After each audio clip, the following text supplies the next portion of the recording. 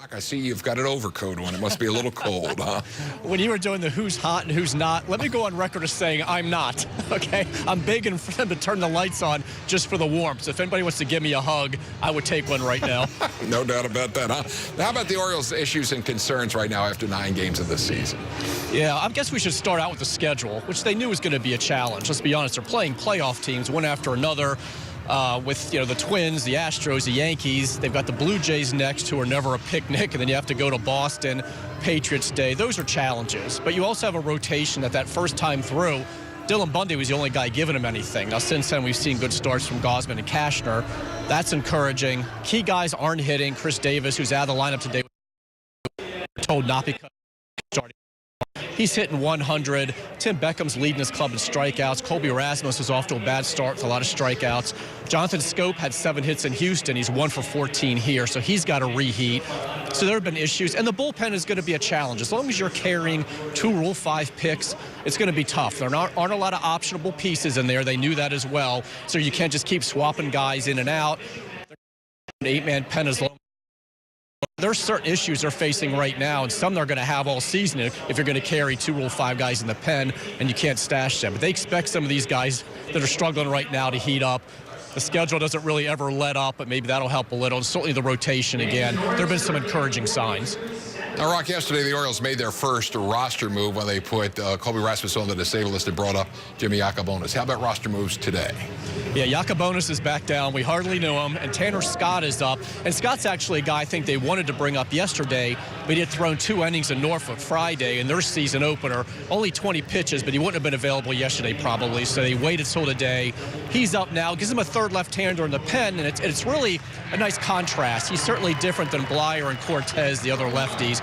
A guy that can hit 100-mile-an-hour on the gun, but he's not worrying so much about velocity right now. It's more about location. He's not walking as many guys as he used to. He's defending himself well with the slider. So they really think he's not just a pure lefty matchup guy. He can go ahead. He has pretty neutral splits. He can have success against righties as well.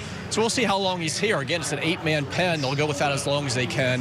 With Yacabonis, it was tough for him. I mean, he flew in early morning, gets here, pitches an inning, gives up 3 runs, and is sent back down. And I'm sure that was tough for him. But Buck said he's got to graduate.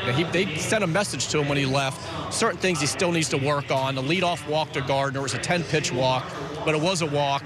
He's got to learn to hold runners better. Didi Gregorius got an intentional walk and then practically walked to second base on a steal. And these are things that really are upsetting to Buck. It's things that he's going to have to graduate from. He's going to go back to a starting role in AAA. They really like him. They like him physically. They think he's got good stuff. They think he can be a successful starter. But they figure he just needs more work down there, and it was a tough spot for him yesterday.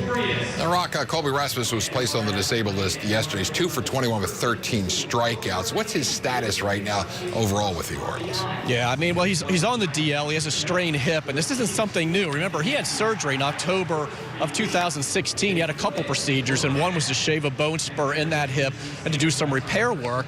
And I think it bothered him some last year when he was in Toronto. And, of course, now this issue again cropped up, and it's something I know it looked like timing-wise, like, oh, how convenient. He's struggling. They needed to make a roster move, and all of a sudden he's on the DL. But Buck kept saying, look, it's legit. And they were in the middle of discussing how they were going to go ahead and make a move to bring up Yacabonis when all of a sudden the head athletic trainer, Brian Ebel, came in to give the update on Rasmus and was like, well, there it is. This is our move right here. And it clearly has been bothering him. I mean, he's a better hitter than what he's showing here.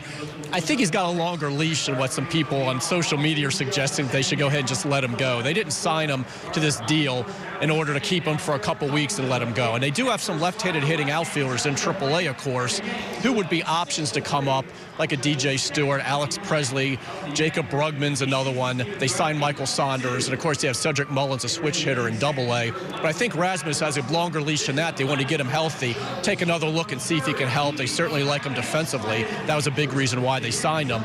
But he has really been scuffling, and we'll just assume it was because of the hip. Well, Roch, as always, we appreciate your information. Look forward to reading you there on MASNsports.com. School of Roch.